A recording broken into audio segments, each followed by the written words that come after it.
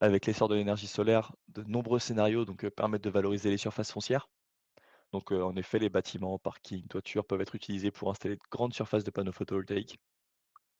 Ainsi, pour les propriétaires de grandes surfaces au sol ou en toiture, ils peuvent mettre à disposition leur surface foncière, des développeurs photovoltaïques, pour augmenter leur capacité de production d'énergie solaire. En contrepartie, les propriétaires reçoivent une compensation financière sous 3 formes, donc un loyer unique ou annuel, le financement d'un projet de construction ou d'une rénovation de toit, et le développeur, quant à lui, gère la partie administrative, l'installation, la mise en service, l'entretien de la centrale durant toute la durée du bail. À l'issue de celui-ci, la centrale peut être revendue, au propriétaire ou alors démantelée par le développeur. Afin de garantir la rentabilité du projet, en lui-même, il est essentiel de bien choisir le site, de maximiser le nombre de modules, un onduleur simple à installer et à entretenir, le tout avec une analyse économique claire pour rendre le projet attractif aux potentiels investisseurs. Avec Archelos Pro, nous, on permet d'obtenir l'irradiation solaire d'un site afin de valider, l'éligibilité d'un site, avant de se lancer dans la conception, pour au moins voir son potentiel solaire. Ensuite, avec la configuration, ça permet d'optimiser le nombre de modules sur la surface et choisir l'onduleur le plus adapté. L'analyse économique ensuite qui nous permettra de prendre en compte le coût de la centrale, la location de la surface, c'est pour obtenir toutes les données, par rapport à l'exploitant et aussi, tous les revenus pour le propriétaire.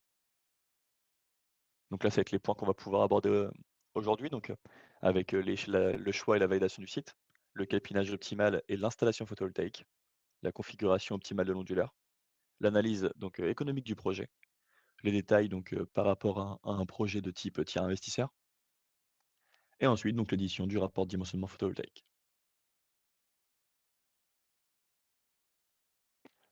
On va pouvoir passer à la partie Archelios. On va se mettre en plein écran. Dans un premier temps, on va directement partir sur Archelios Pro 3D pour créer notre projet.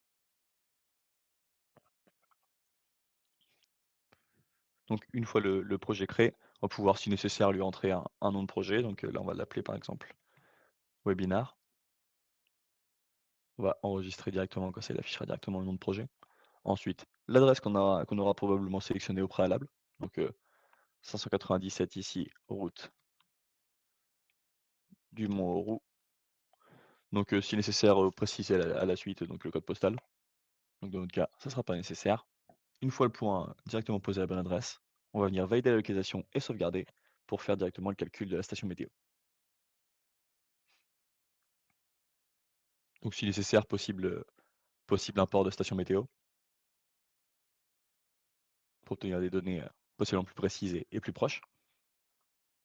Dans notre cas, on va garder celle-ci, mais on va d'abord partir vers les données de site pour faire une étude d'irradiation dans le plan. L'étude d'irradiation dans le plan se passera par 2 étapes. Rentrer une potentielle orientation, une potentielle donc une ben, un potentiel, une potentielle inclinaison. Dans notre cas ici, on va mettre 29° d'orientation, 20° d'inclinaison et on va venir mettre à jour et sauvegarder pour voir la modification de l'irradiation globale. Ici à 1105.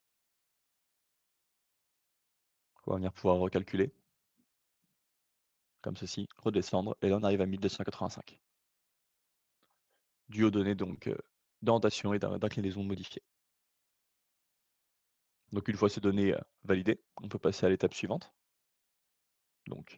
Comme ceci. Et là, pouvoir retrouver toute notre zone sur laquelle qu'on va pouvoir modéliser et choisir le bâtiment sur lequel on va pouvoir poser nos panneaux. Dans notre cas, ça va être, ce bâtiment-ci, qu'on va venir zoomer possibilité de changer aussi si nécessaire la vue Google, Google Sat, IGN-SAT ou même rester sur de l'ESRI si nécessaire. En fonction de celui-là qui vous paraît le plus net. Par exemple, on va partir sur de l'IGN-SAT. Ensuite, on va venir dessiner notre bâtiment, plan de toiture incliné, en commençant ici par l'arête, qui va définir du coup le point le plus bas de la toiture. Hop, comme ceci. Modifier ces données, les caractéristiques du premier pan de toiture si nécessaire. Ici, on va laisser la hauteur à 5 mètres, augmenter la pente à 20°, laisser notre largeur d'exclusion à 0,40. comme ceci. Et ensuite, pouvoir dessiner donc la deuxième partie de la toiture. Donc à voir si on commence directement par l'arête ou bien si on commence par le faîtage, comme ceci. Ensuite, on inverse juste l'arête, on replace la hauteur et sa pente, et on calcule par rapport à la surface voisine pour bien faire coller les faîtages, comme ceci.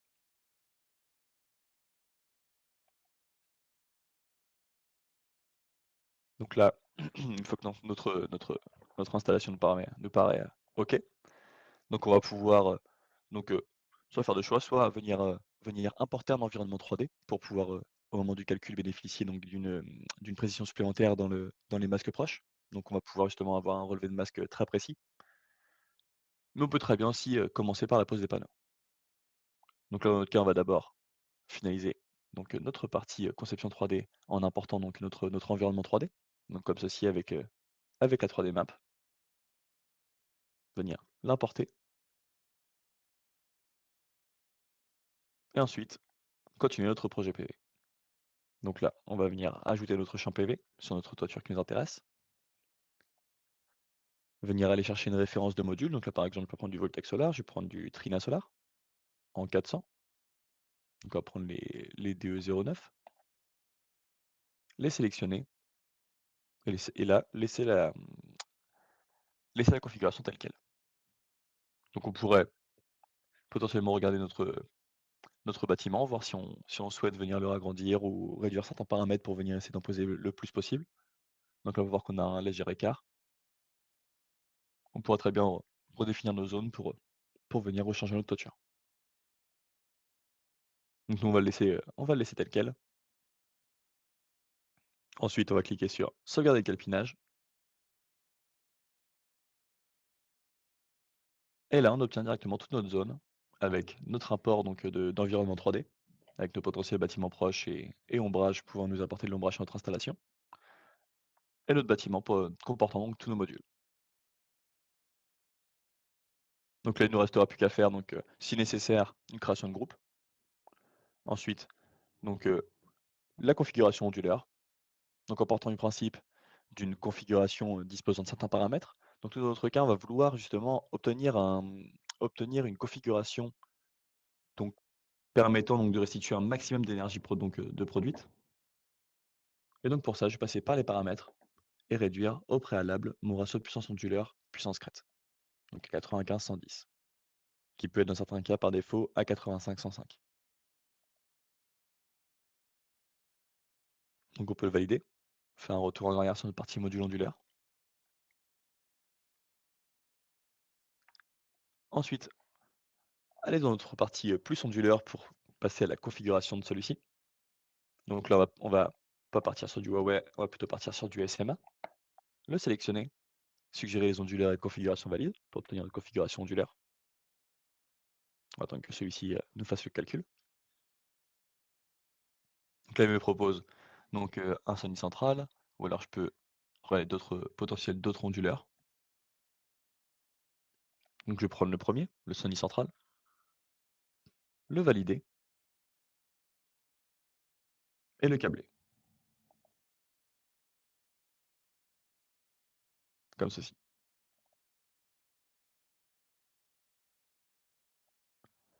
Une fois donc mon installation câblée, je vais pouvoir calculer tout le projet et sauvegarder pour obtenir directement toute ma partie calcul de production.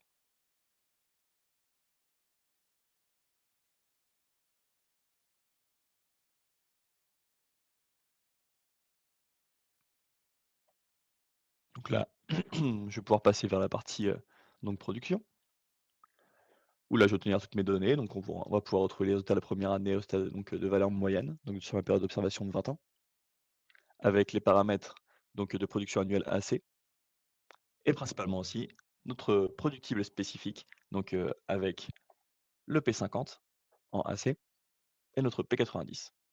Donc P90 qui permet donc que même dans le cas le plus défavorable du projet, il reste quand même économiquement viable.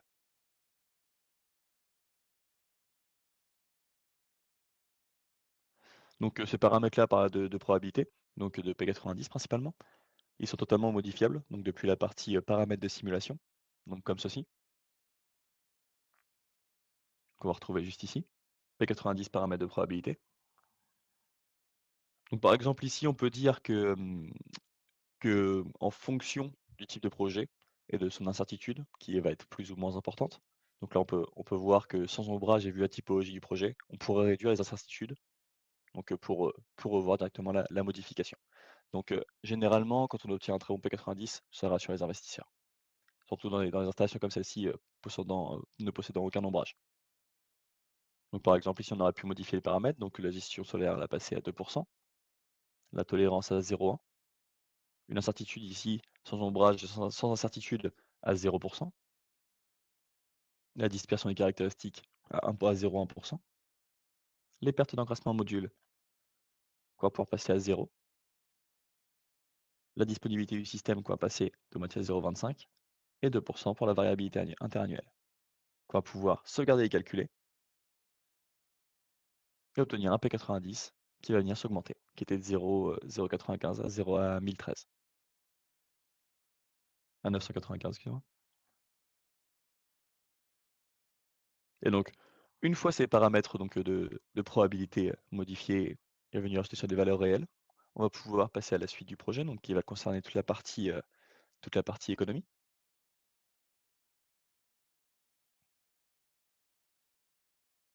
Donc pour toute cette partie économie-là, c'est là on va pouvoir entrer toutes les spécifications donc, du projet. Donc, à commencer principalement par l'investissement du projet en lui-même. Donc ici, on va pouvoir entrer un investissement qui va être de 300 000 €. Ensuite, on va pouvoir continuer avec, le renouvellement onduleur qui dépendra aussi donc, de votre onduleur sélectionné. Donc par exemple ici, si on prenait un très gros onduleur, on pourrait arriver sur, 30 000 €.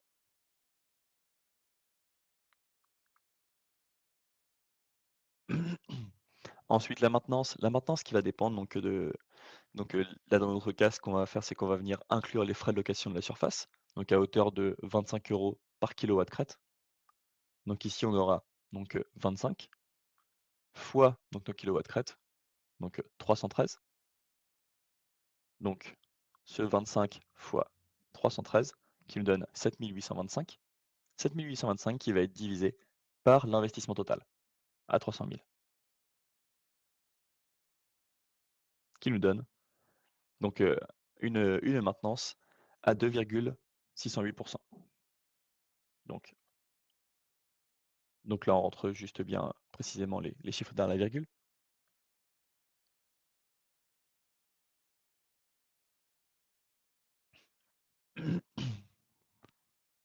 Ensuite, donc on va pouvoir partir vers le prêt bancaire qui va être à 0 parce qu'il est financé par les fonds propres des investisseurs, comme ceci. Donc, pas de subvention parce qu'on est sur un projet en totale revente. Donc là, on est sur un connecté réseau, donc totale revente et non pas sur une partie autoconso. Ensuite, pour la partie, actualisation, donc, à commencer par les taux d'inflation, donc ici qui ne sont pas considérés, du coup parce qu'on pour ne pas impacter justement les frais de location qu'on est venu rentrer dans la partie, maintenance. Donc on va pouvoir mettre ici à 0. Les frais d'exploitation, donc, qui vont devoir être gérés par le développeur, donc du coup le taux de fonds propres non considéré ici, qui va être géré directement par les investisseurs, excusez-moi.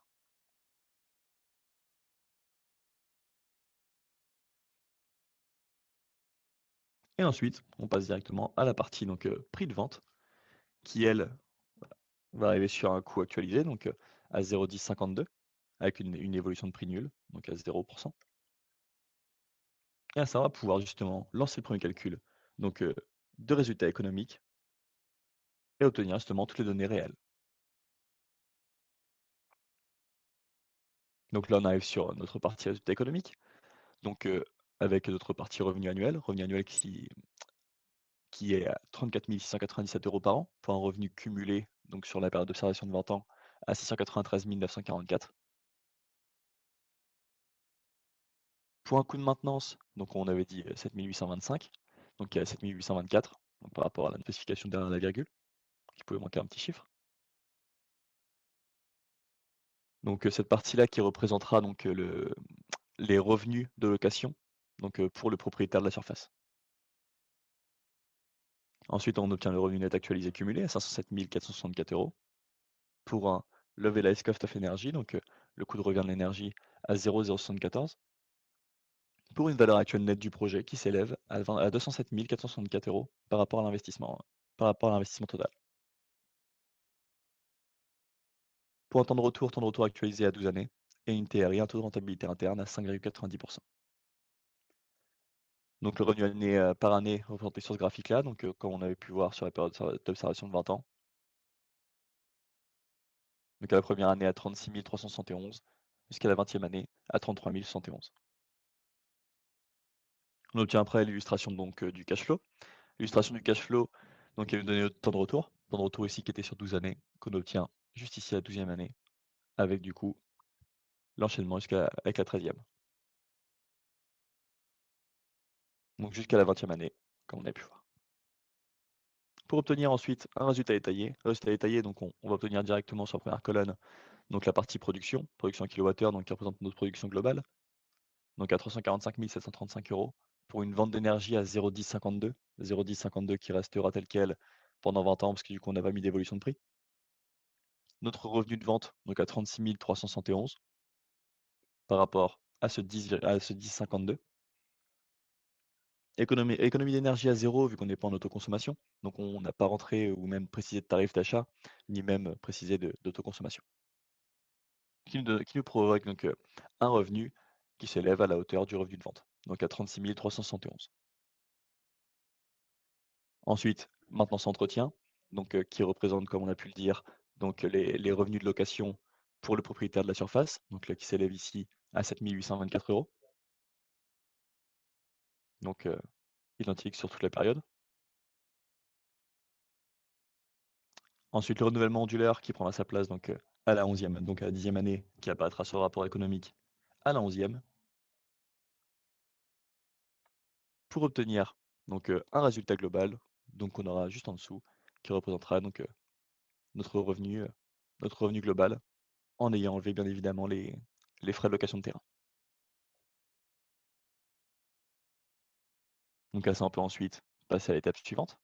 L'étape suivante, on va pouvoir justement rentrer sur la synthèse de notre projet, on va pouvoir rentrer donc tous les détails, à commencer donc par une partie qui pourrait être très importante pour un projet entier investisseur.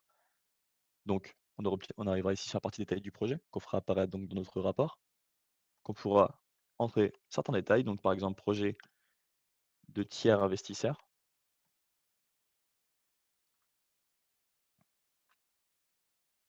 avec par exemple le développeur du projet. Donc ici, on va dire que c'est TSI, le propriétaire, on va dire SCEA, ça.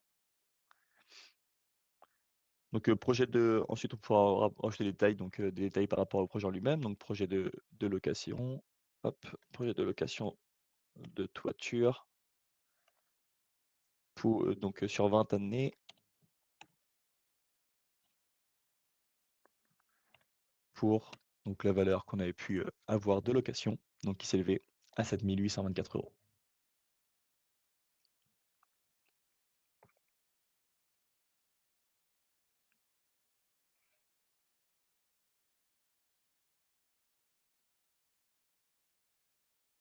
Donc pour rentrer aussi la taille du projet, donc nous on était à 313 kilos, donc 313 kilowatts crête,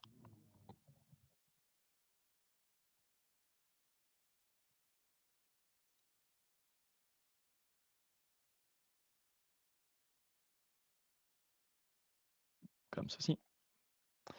Et ensuite, donc notre revenu de vente,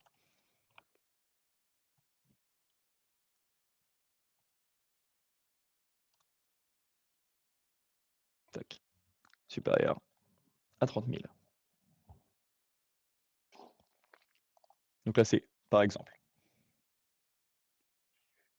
qu'on va venir sauvegarder. Et donc là, qu'on va venir vouloir faire apparaître donc dans notre rapport PDF et qui servira comme détail aussi dans notre arborescence de projet. Donc, avant de générer le rapport PDF, on va bien regarder qu'il a été activé. Donc là, on peut venir l'activer, le sauvegarder. et générer notre rapport PDF.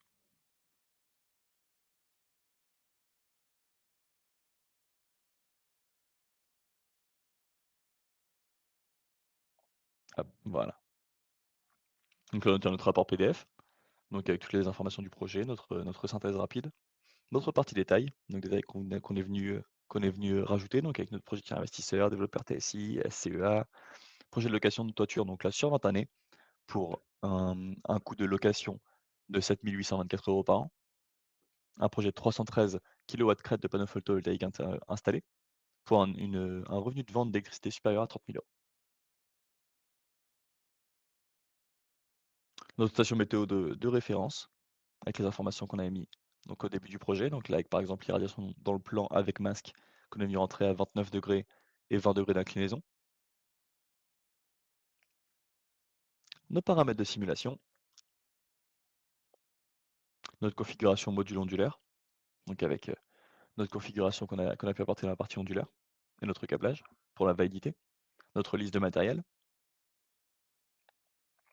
nos illustrations du projet dans le cas où on aurait pu venir importer donc, des illustrations PDF, JPEG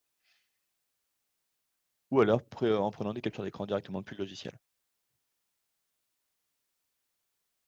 Ensuite notre partie production avec, la 1re précision, ensuite la 2e partie qui va être, sur une partie production de plus détaillée.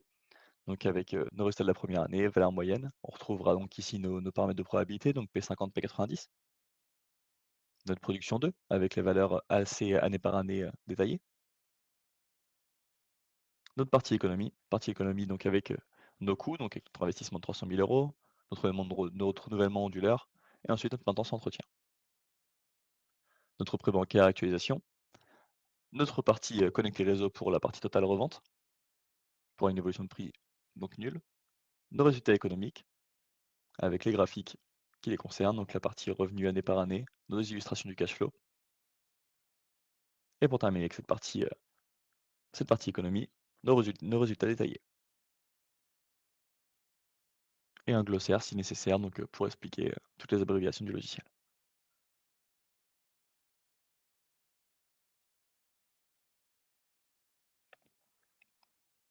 Donc voilà pour ce projet-là, dimensionné depuis Archelios, en investisseur, donc en revente totale. Donc la conclusion en elle-même d'Archeos Pro, donc c'est qu'il permet aux développeurs photovoltaïques donc de dimensionner des installations optimales pour des opérations rentables pour toutes les parties.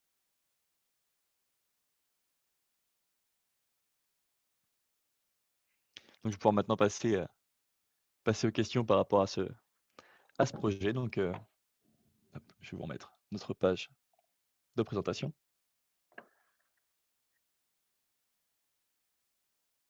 avec nos slides sur notre partie, accompagnement. Donc pour la partie accompagnement, donc on accompagne le client avec une gamme de services en proposant donc, pour vous avec notre service catalogue, donc l'intégration de matériel fait de fabricants, du conseil, de la formation, du support technique. Donc nos formations sont depuis le 1er janvier 2022 certifiées Qualiopi. Donc ça nous permet, la facilité de prise en charge des coûts auprès de vos organismes de formation. Donc je vais pouvoir maintenant passer aux questions.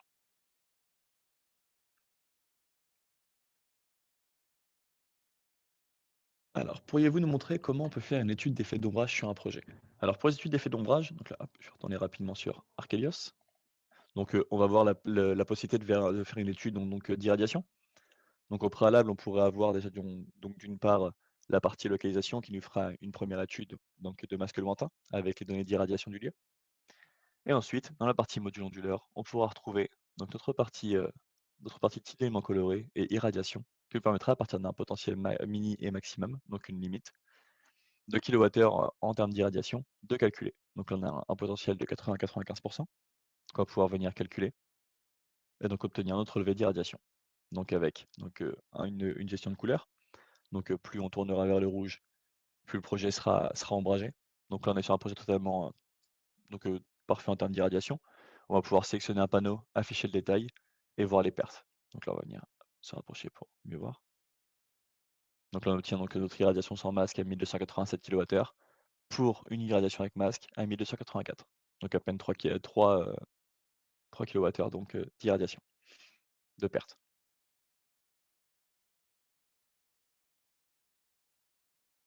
Donc, un partage de leur diffusion vidéo est-elle prévue, s'il vous plaît? Oui, totalement. Donc, un replay sera envoyé, à tous les inscrits, tous les participants du webinaire, donc à la suite de celui-ci. Donc, est-ce que Archeos Pro permet de simuler les projets avec une prime unique pour le propriétaire? Oui, donc, il suffit d'intégrer donc cette prime dans le coût total du projet, au lieu des coûts d'exploitation, donc, dans l'exemple précédent. Donc, là où nous, on a pu rentrer dans les coûts d'exploitation dans la maintenance, donc là, il faudrait rentrer dans les coûts total de l'investissement du projet.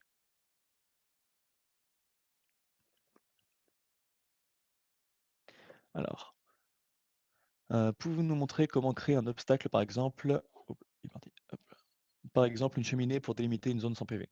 Alors ouais, totalement. Donc ça se passera dans la partie module onduleur, où là, on aura juste à retourner dans le calpinage.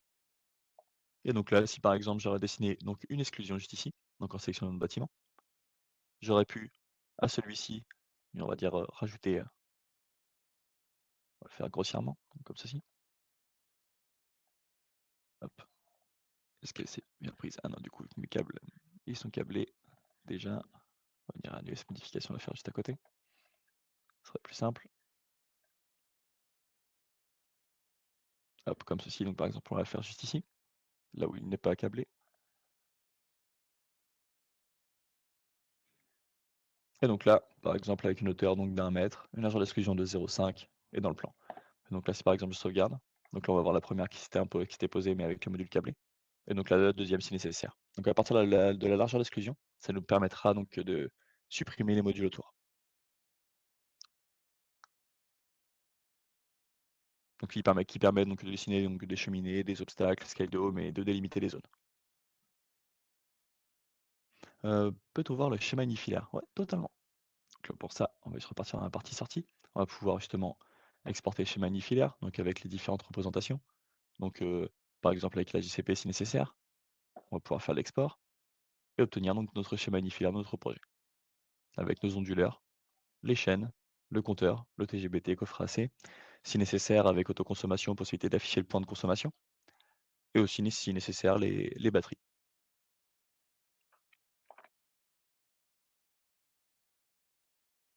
Donc exportable en PDF, DXF, PNG.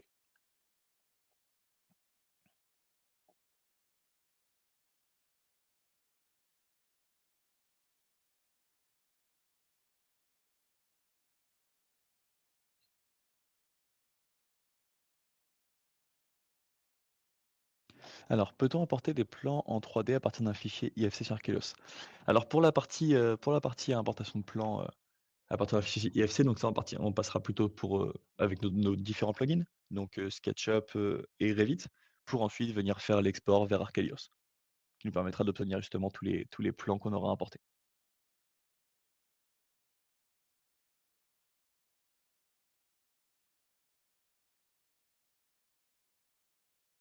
Alors vous n'avez pas parlé des batteries qui deviennent de plus en plus nécessaires pour augmenter le rendement de l'installation. Peut-on acheter des batteries grande puissance?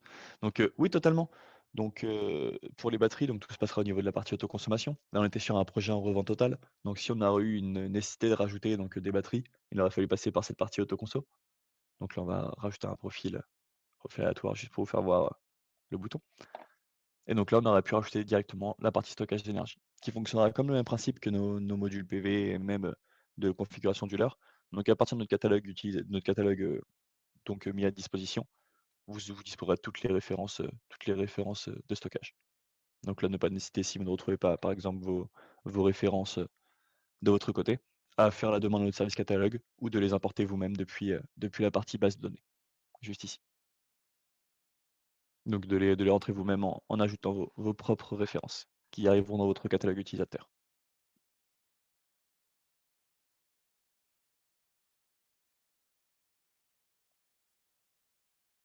Hop, on va revenir supprimer celui-ci.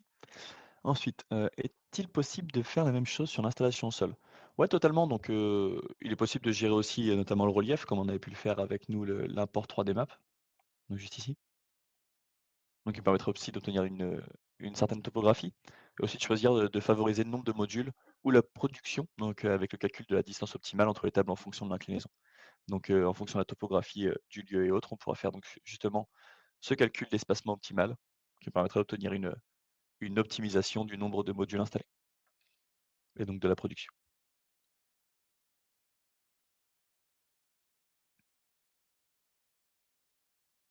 Est-ce que je peux personnaliser le rapport pour chaque acteur? Oui, totalement. Donc, ça pour modifier donc, le rapport en fonction de chaque acteur, vous aurez juste à modifier donc, l'encart de détail. Donc, et de choisir aussi d'afficher, ou non certaines de données. Donc en fait, on a pu le faire avec le paramétrage PDF.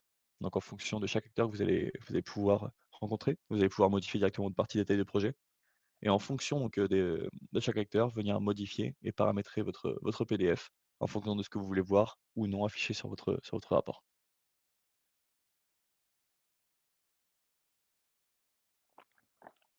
Alors, j'ai entendu parler d'un transfert possible de dossiers possibles à Enedis. Comment cela fonctionne-t-il? Donc pour la partie Enedis, ça on est plus sur la partie autoconso, donc se passera dans la partie base de données. Donc en fait, depuis cette partie-là, vous obtiendrez, un fichier donc, de profil réel depuis Enedis, donc, en rentrant le PDL de votre client et en faisant la demande à Enedis, le client recevra un mail qui lui permettra de valider et confirmer à Enedis le partage de ses propres données et la consommation et de ses propres données de consommation, qui permettra donc à Archelos de récupérer celle-ci depuis Enedis et donc obtenir des courbes de charge qui se disposeraient comme celle-ci. Donc ce qu'on appelle les courbes de charge réelles avec tous ces pics de consommation, pour derrière faire une étude de consommation, d'autoconsommation.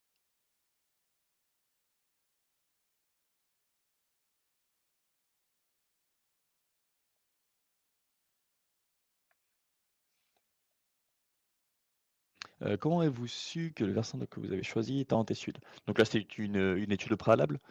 Donc, après une fois dans le logiciel, vous pourrez voir via la rose directement ici, votre projet et son orientation. Donc là, c'était plus sur un projet, choisi particulièrement justement pour ce type d'installation, donc au préalable.